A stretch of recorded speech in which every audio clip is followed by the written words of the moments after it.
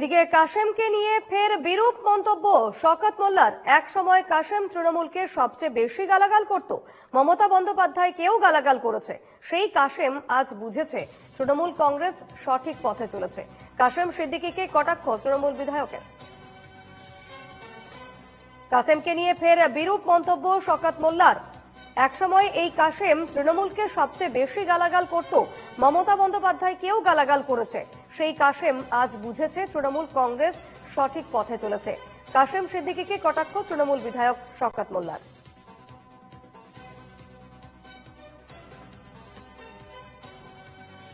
যে কাশেম সিদ্দিকী সবচেয়ে বড় তৃণমূলের সমালোচক ছিল, যে কাশেম সিদ্দিকী সবচেয়ে বেশি মমতা বন্দ্যোপাধ্যায়কে গালাগালি করত, যে কাশেম সিদ্দিকী সবচেয়ে বেশি তৃণমূল কংগ্রেসকে গালাগালি করত, তৃণমূল কংগ্রেসের প্রত্যেকটা নেতা কর্মীকে চোর বলে প্রতিদিন আখ্যা দিত। এমনকি বাংলার মন্ত্রিসভার সদস্য যারা আছে, বিধায়ক যারা আছে, মমতা বন্দ্যোপাধ্যায়, অভিষেক বন্দ্যোপাধ্যায় সহ প্রতিদিন তার ভিডিও আমার কাছে আছে।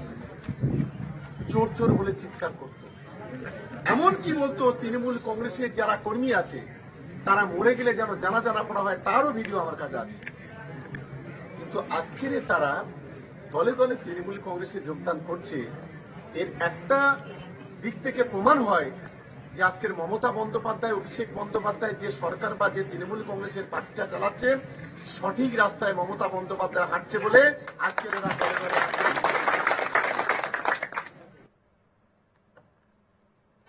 কাশেমকে নিয়ে ফের বিরূপ মন্তব্য শওকত মোল্লার এবং কাশেম সিদ্দিকীকে কটাক্ষ করেছেন তৃণমূল বিধায়ক শওকত মোল্লা। তিনি বলছেন যে এই একসময় এই কাশেম মোল্লাই তৃণমূলকে সবচেয়ে বেশি কটাক্ষ করতেন এবং সেক্ষেত্রে মমতা বন্দ্যোপাধ্যায়কে তিনি গালাগাল দিতেন, তেমনটাও কিন্তু বলেছেন শওকত মোল্লা।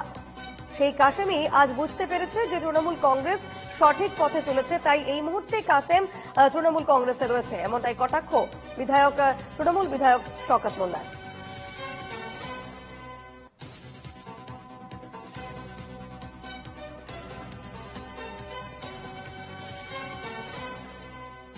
কথা বলে নেব, আমাদের সঙ্গে রয়েছেন প্রতিনিধি আলমগীর মোল্লা। আলমগীর, দীপন্না, দেখো বেদেবাড়ি বাজারে সেখানে একটি সভার আয়োজন করেন কিন্তু ক্যানিং পূর্বের বিধায়ক শওকত মোল্লা এবং সেখানেই দাঁড়িয়ে যে অপারেশন সিঁদুর নিয়ে রাজনীতি করা হচ্ছে এমনই মন্তব্য করেন এবং এর পাশাপাশি কাশেম সিদ্দিকী সবচেয়ে তৃণমূলকে বেশি গালাগালি করতো, আজকে তারা দলে দলে তৃণমূল কংগ্রেসে যোগদান করছে এমনই মন্তব্য করেন।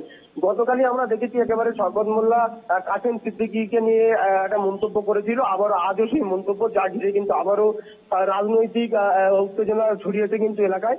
এবং দেখা যায় যে ভাঙড় সহ বিভিন্ন যে দক্ষিণ চব্বিশ পরগনা, জীবনতলা, সেই এলাকাগুলিতে সোশ্যাল মিডিয়ায় যেভাবে প্রচার করা হচ্ছে যে সেখানে কাশেম সিদ্দিকী প্রার্থী হতে পারে, জানিয়ে কিন্তু একেবারে যে সমস্ত তৃণমূল কর্মী সমর্থক রয়েছে তাদের মধ্যেও একটা রহস্য জানা বেঁধেছে যে এবার কি নওশাদ সিদ্দিকী বনাম কাশেম সিদ্দিকী, জানিয়ে কিন্তু তৃণমূল কংগ্রেসের অন্তরেই কিন্তু সোশ্যাল মিডিয়া জুড়ে প্রচার শুরু হয়েছে। জানিয়ে কিন্তু শওকত মোল্লা একাধিক মন্তব্য করেছেন এবং গতকাল বেদেবাড়ি বাজার এলাকায় একটি তৃণমূল কংগ্রেসের কর্মী সভা হয় এবং সেখানেও এই ধরনের মন্তব্য করেন। জানিয়ে কিন্তু বিজেপিও পাল্টা প্রতিক্রিয়া দিয়ে জানিয়েছেন যে এই সমস্ত কথা একেবারে শওকত মোল্লা, মুখ্যমন্ত্রী মমতা বন্দ্যোপাধ্যায়, তিনি যখন এইসব মন্তব্য করেন না তখন শওকত মোল্লা কিভাবে এই সমস্ত মন্তব্য করতে পারেন। ধন্যবাদ আলমগীর। কি বললেন?